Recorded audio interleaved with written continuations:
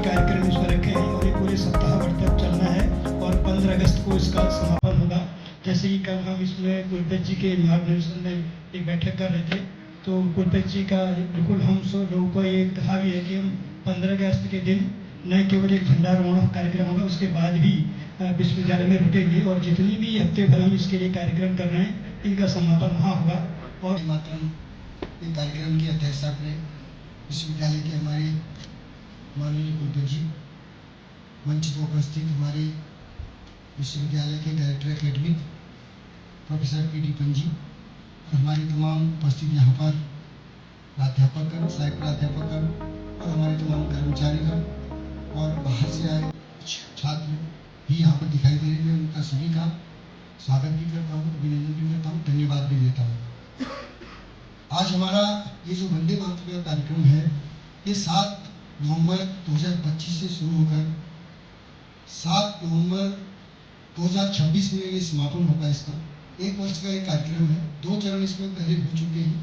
और तीसरे चरण में हम लोग प्रवेश कर रहे हैं। तो आज हम माँ तुझे प्रणाम या माँ तुझे नमन, ये हमारी माँ को जिस प्रकार हम नमन करते हैं उसी प्रकार ये हमारी भूमि, हमारी माता, तो इन सबों को ये आज ये वंदे मातरम का कार्यक्रम सरकार ने रखा हुआ है या हमारे माननीय कुलपति जी की प्रेरणा से कार्यक्रम हम लोग शुरू कर रहे हैं। तो ये बहुत बड़े ऐतिहासिक बात है और हमारे इतिहास को जानने, हमारे पुराने जो व्यक्तित्व है जिन लोगों ने तप, तपस्या और बलिदान दिया है, उनके संबंध में आज हम जो उनको जानने और हमारी आगामी पीढ़ी जो उसको ज्ञान मिलेगी, उनको समझेगी। मैं उसके लिए आप सभी लोगों का यहाँ पर उपस्थित होने के लिए धन्यवाद ज्ञापित करूँगा और मैं उम्मीद करूँगा कि हम जो कार्यक्रम हमारी संयोजक मैडम है प्रोफेसर रेणु प्रकाश जी मैडम, उनकी तरह जो कार्यक्रम तैयार किए गए उन कार्यक्रम को आगे लेकर हम बढ़ते रहेंगे और उसमें प्रतिभाग करेंगे और एक अच्छा इन्वायरमेंट विश्वविद्यालय के प्रति तैयार करेंगे। क्योंकि स्वतंत्रता आंदोलन के समय जो भी गीत बने और जिस तरह से उनको जनमानस ने स्वीकार किया और तरह तरह से अलग अलग भाषाओं में, बोलियों में लोग प्रेरित हुए आंदोलन के लिए, राष्ट्रीय चेतना का एक जो स्वर उभरा उनसे और त्याग और बलिदान की जो भावना आई, उसमें वंदे मातरम हमारे एक तरह से हमारी स्वतंत्रता चेतना का बड़ा गीत है। इसीलिए भारत सरकार ने उससे एकता भावना को और हम सबको जोड़े रखने के लिए इस गीत को गायन के रूप में इससे जुड़ी प्रतियोगिताओं के जोड़ करके ये कार्यक्रम प्रारंभ किया है। हम सब लोग मिल करके ये कार्यक्रम संपन्न करें और क्योंकि आज ये कार्यक्रम पहले दिन था, तब से भी ये आगे के दिनों में जो प्रतियोगिताएं हैं आप सब लोग उपस्थित रहेंगे, प्रतिभागिता करेंगे, जिनकी रुचि है जरूर उसमें समय पर उपस्थित हो जाए प्रतियोगिताओं में। और 15 अगस्त के लिए भी मैडम ने बता दिया कि कार्यक्रम कैसे रहेगा। तो मैं समझता हूँ कि ये सब गीत जो हमारे चेतना को प्रेरित करने वाले गीत हैं, उनसे विश्वविद्यालय को या कर्मियों को या शिक्षकों को हम लोग सबको ही गौरव अनुभव होता है कि ऐसे समय में ऐसे देश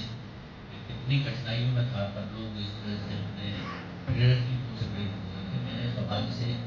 प्रोजेक्ट किया था 1857 से 1947 के साहित्य और पत्रकारिता में राष्ट्रीय चेतना